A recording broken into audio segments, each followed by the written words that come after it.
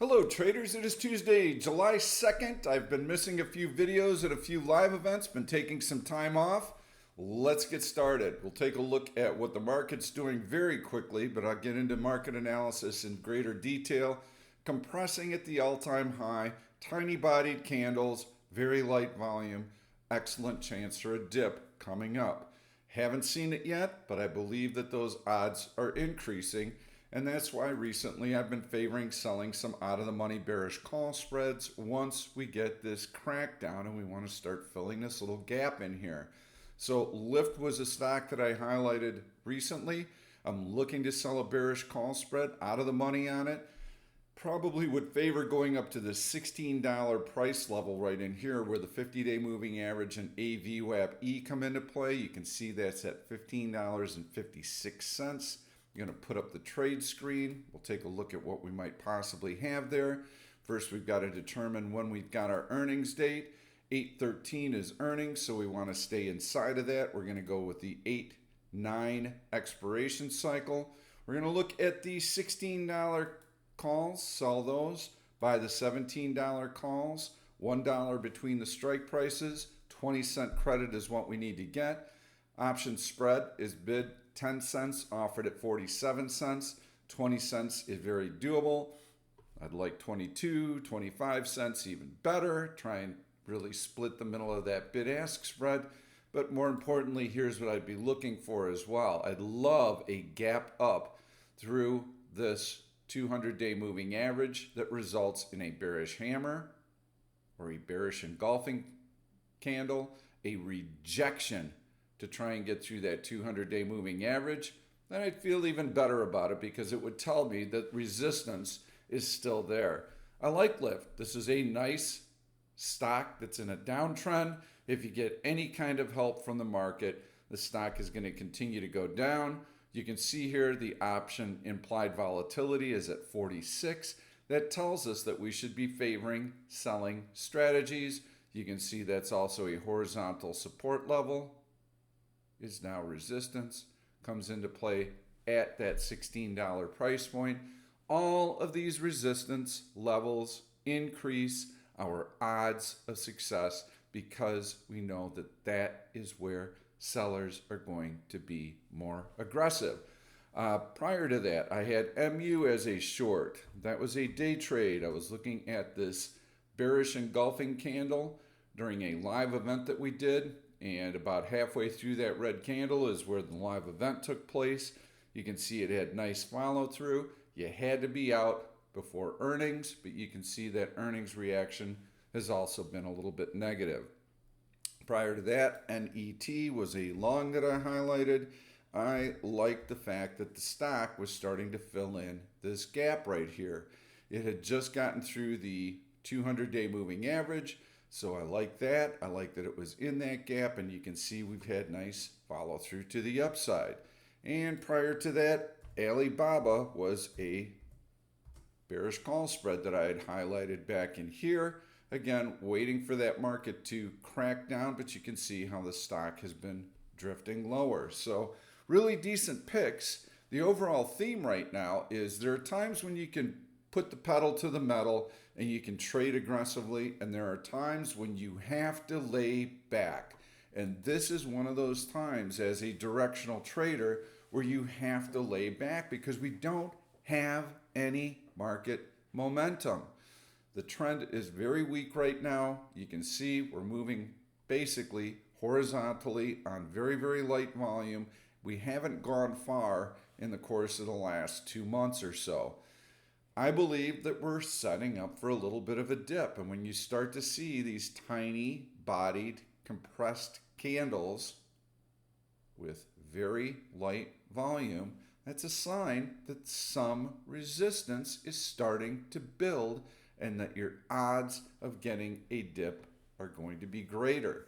And so right now, the problem that a lot of traders will have is they will get bored in here. And they'll go, Pete's telling me to wait for a dip. Pete's telling me to wait for a dip. But the market keeps going higher and I'm missing out on all these profits. And so they come in and they start taking longer term swing positions in here, thinking, I'm going to be able to ride this out. It's not going to be a problem. I want to buy because the market's going higher. And then all of a sudden what happens is blam, you get this pullback. And this might not look like anything significant, but it was significant. We went from about 530 down to about 490. That is a huge move in the S&P 500. And you are not going to be able to weather that storm. No matter what your brain tells you up here, you are not going to weather that. You're going to have big losses. How do I weather all these pullbacks? I can't take it. Well, you weather it by not taking the trade in the first place. You stay sidelined and you simply wait for that dip. And now that you get the dip, you're able to evaluate the depth and duration of that dip. And then you're able to realize that, hey, it was fairly shallow and fairly brief. This is going to set me up with a nice buying opportunity. All the major moving averages are still intact, and I've still got this nice long-term trend that I can lean on. And so oftentimes what will happen is traders will get long in here, I can weather the storm, and then they puke everything out in here, and then they actually start getting short. Because now they realize that, oh man, they were wrong and this selling looks really heavy. Looks like the market's going to continue to go down. So they even start loading up on shorts here. Don't get twisted, okay? This is really easy. It's really easy right now. Don't trade until you get the dip. And when that dip comes, you'll also have people that buy the dip, buy the dip, buy the dip. I'm waiting. I'm not doing anything right now. And you get the dip and they chicken out. They've got cold feet. They cannot pull the trigger. That which they were waiting for has presented itself. And now all of a sudden they're changing their mind and thinking, gosh, the market looks pretty bearish. I don't want to buy in here. And then the market lifts off and they're waiting on the sidelines again. So all you need to do is know that this is a very powerful, very strong, longer term trend higher. Okay, we've got good economic growth. We have inflation starting to abate. The Fed is in a very enviable position because they have the latitude to ease if they see economic conditions deteriorating. And so this week, I believe we're going to see a relatively soft jobs number. Should come in maybe 130K, 150K, somewhere in that range. If hourly wages are at 0.3%, that's kind of what I'm expecting. 0.3% wage growth, maybe in the 140, 150K jobs. All right, the job scene is starting to soften a little bit. Well, that's been the cornerstone to economic growth, as we've had very, very good employment. And so will that cast a dark cloud over the market? I don't think so. I'm not looking for a big pullback here because we've got earnings season coming up.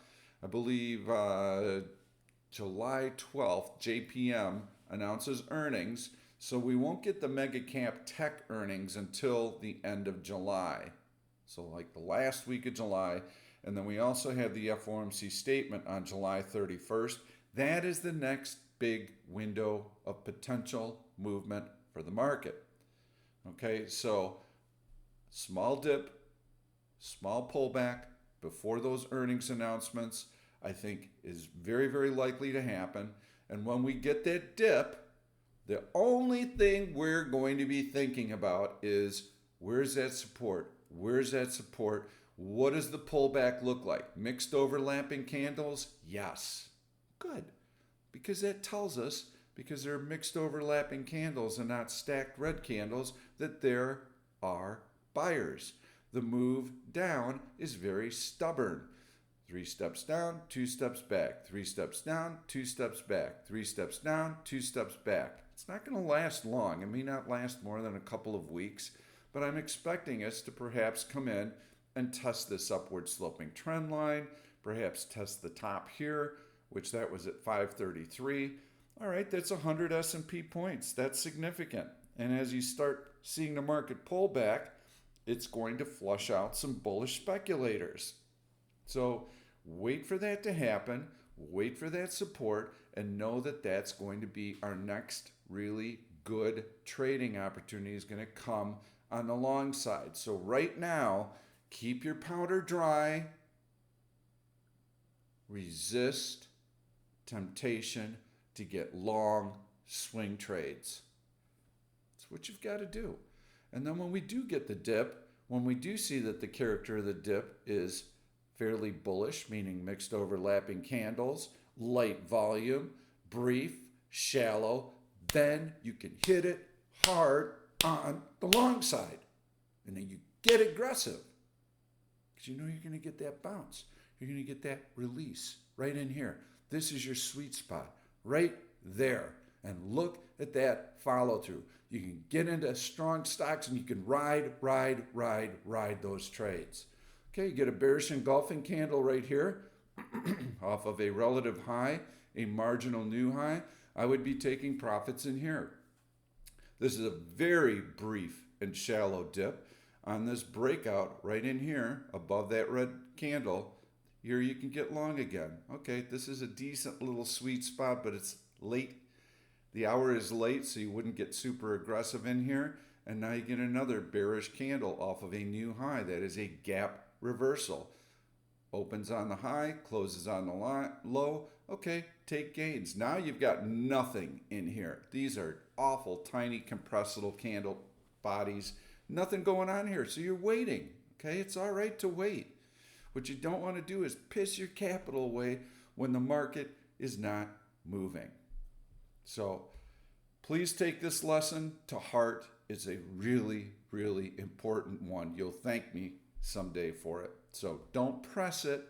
And that's why I'm also looking for some bearish trades. I'm not taking those bearish trades until I start getting below this, which we're going to pick out the low of that candle, which is, let's call it 540. Okay, we're at 543 right now. We at least need to break through this compression low and start filling in that tiny gap. And once that starts to happen, if we start seeing some decent volume, some nice stacked red candles, M5, okay, then I'm getting more interested in trying some of these bearish trades. Now I'm going to go through my searches. I'm going to take a look and see what kind of bearish trades might be setting up. I'm very, very, very passive, and I'm waiting for that little crack in the seam, that little breakdown. And so the trades that I'm highlighting right now are just to bide some time, just to give you something to look at, okay? When we are trading against a long-term uptrend like this, pros can do it. Novice traders are normally going to get their head handed to them. So your best bet is to not even trade anything right now. Don't even look at the picks that I'm suggesting right now.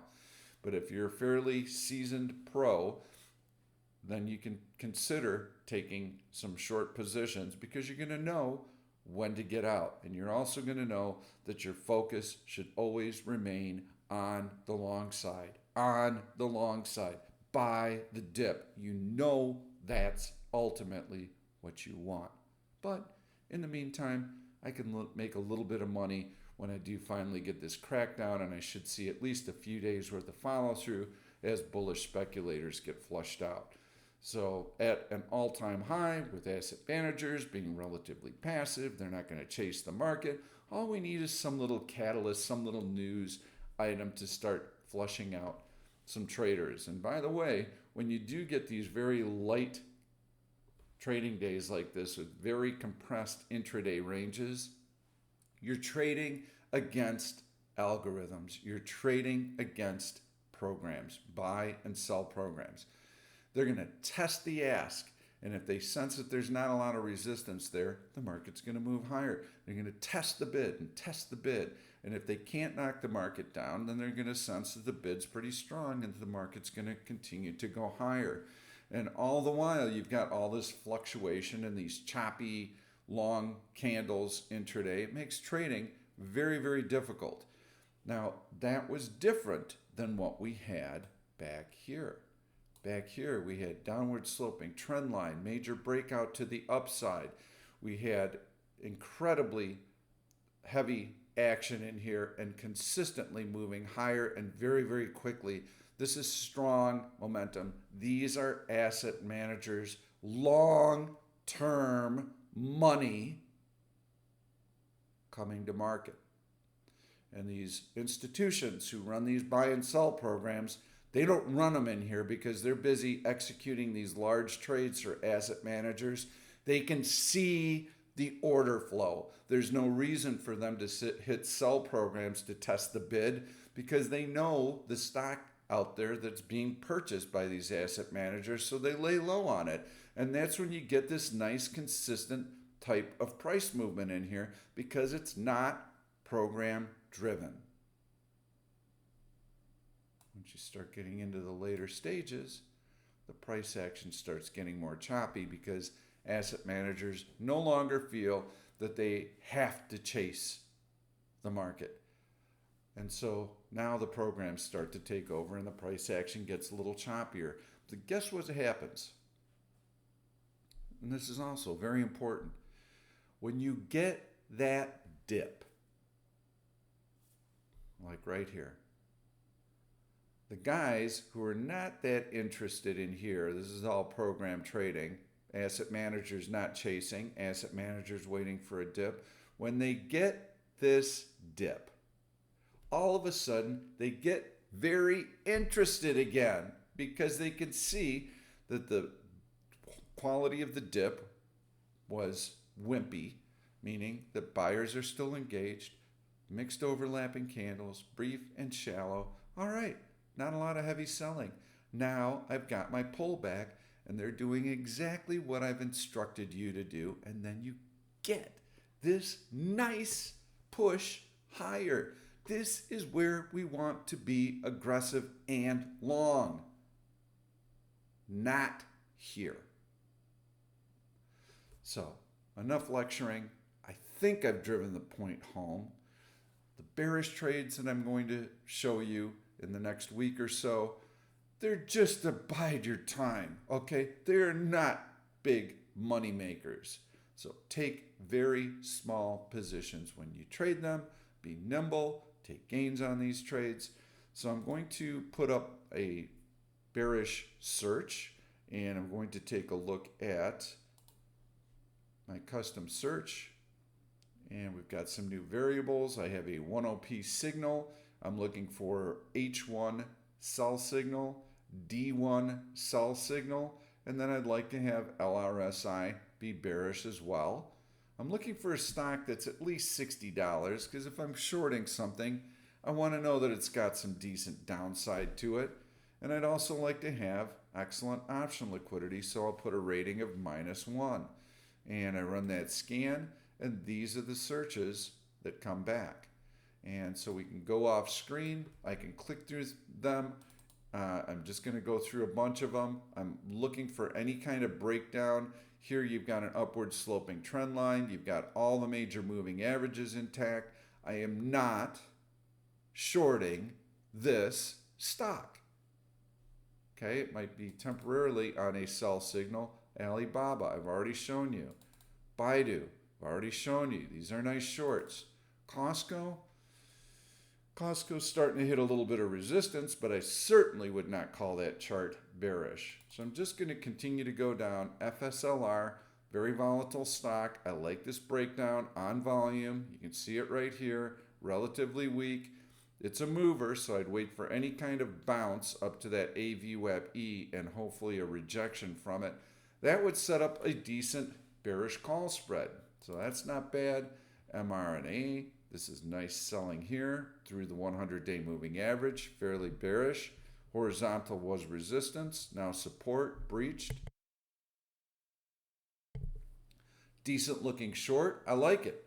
Okay, it's got earnings coming up, I believe, 8/1, so we've got about a month or so. Not bad. mRNA looks like a pretty decent short. MU we've already looked at, NVIDIA, it's just not going higher, but I would not be shorting NVIDIA. Qualcomm. These are all chip makers. Nice little pullback on Qualcomm to the 50-day moving average. This stock I'll be watching more for some relative strength in here. Get some relative strength. After that market dip, this could be a nice entry point for a long on Qualcomm. You still got lots of support below. Starbucks. This is going to be your short, okay? Again, did you see how easy it was for me to find these stocks? I only had to pick maybe 6 or 7 variables, and I got a fairly short list of stocks. I just had to click through them. So if you're a swing trader, about 20 minutes per night, you can do exactly what I'm showing you. So why do I like Starbucks as a short? Well, first of all, you've got this big gap down from earnings, and that means that their earnings weren't very well received. The stock comes up and it tries to fill this gap right in here. It didn't do that. And how did it bounce? Mixed candles, okay? Bounce, pullback, bounce, pullback. This is a wimpy looking little bounce. Now the sellers are back in there selling the stock down. Could not get above the 50-day moving average. It could not fill in the gap. Could not get to this horizontal resistance level. Not even close. And now you're starting to see how the market had been moving higher and compressing in here, and the stock is starting to lose its steam, and it's below a VWAP-E. So if we get any kind of market selling, this stock is going to continue to move lower. You can see that earnings are on 8.6. So what does that mean? Well, that means that I'm going to be looking to buy options that expire after 8.6. I'm also going to look at the option implied volatilities. Historical implied volatility is at 22. What does that tell me? Well, it tells me a couple of things. One is the stock doesn't move very much. That's why the option implied volatilities are low. The other thing that you can see is that as the stock gets closer to this earnings announcement, what happens to the historical option implied volatility? It goes up. Ooh. Well, if the option implied volatilities are increasing as an option buyer, which I'm going to be inclined to be with an IV at 22, that works in my favor. So even if the stock were just leaking oil very gradually or even staying flat, the closer I get to that earnings announcement on 8.6, I'm long options that expire after earnings, I'm going to be in a position to capitalize on that increasing option implied volatility. So if the stock just leaking a little bit lower, I'm not going to have a tremendous amount of time premium decay because that's going to be offset by increasing option implied volatility. Cool! I've got another little edge working in my favor. So I'm going to put up the option chain. I'm going out to August 16th. I'm going past the earnings announcement intentionally. When we buy options, we go past the earnings announcement date. We are not holding this over earnings. And I'm going to go deep in the money, and I could see that the $80 puts are currently trading at $5.40. They're about $3 in the money, so I'm paying $2.40 over parity, and these are going to move very nicely with the underlying stock because they're already $3 in the money. So if the stock continues to leak oil, gets down to, well, I'm not even looking at the low of 72.25 in here, but if it gets down to $73, $74, I'm going to have a very nice profit in it, and that timeline gets me closer to earnings, so I'm going to have some additional option implied volatility coming in. Some of the buyers in here saw the reaction to the last earnings announcement. they could get a little bit nervous into that earnings announcement and get out of this bounce. So you could see a little additional selling pressure because of that. And then there's also another event, and that is seasonal market weakness after mega cap tech earnings, end of July, beginning of August. If the Fed comes out and says, hey, we're pretty happy with where the economy is, we're not looking at easing this year, they go in recess for a month and a half. Washington, D.C. goes into recess. That's why August is a seasonally weak month, and so is September. So now I've got so many different factors working for me. I've got this 50-day moving average that's provided resistance. I've got relative weakness in the underlying stock, an inability to fill the gap. I have a 100-day moving average that's declining. It's below all the major moving averages. It's below AVWAP-E. I've got a market that's going nowhere. Looks like it's going to have a dip coming up. The volume's been light. So I've got all those working for me. Plus I've got seasonal weakness coming in August. Checkbox, checkbox, checkbox, checkbox, checkbox. This is a very nice looking short.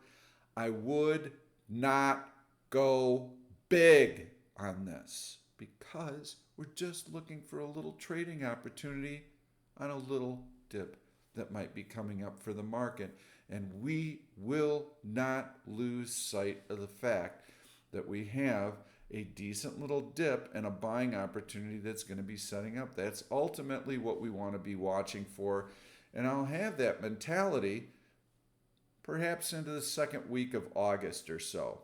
And then after that point, I really don't expect the market to do a whole lot. We've got the elections coming up and all, so I'm not looking for a lot of market movement between now and the November elections, but I do believe we'll get a little bit of a dip, we'll get a little bit of a bounce on the earnings announcements, and then going into August, I would start keeping my longs fairly light just to see if seasonal weakness starts to kick in. And some of the good tells that we'll be looking for are a bearish engulfing candle off of a new all-time high. If we see that, we've got to be very careful. By the way, this is what happened last year, and I'm not just basing what I'm telling you to do right now off of what happened 1 year. It's kind of a normal seasonal pattern that we see in the market. And so you get your little bit of a pullback here, right in here, and then you get some strength towards the end of the month into earnings season. Look at that long bearish engulfing candle. This was just after mega cap tech earnings. So if we see this off of a relative high, then we know it's time to take profits on our long positions, because we could see a bit of a pullback in August and September heading into the elections. Right now, I'm not going to know what the market's going to do until I see the quality of the dip, the fashion in which we pull back, the depth, the duration, and the character. You know, are we seeing lots of stacked red candles like we did here, or is it more of the mixed overlapping kind of variety that we got in here? That's going to tell me how I need to position myself. That's your game plan. Right now, looking for a little bit of a market dip. We've got the market down a little bit overnight, but in order to get short, I really would like to see that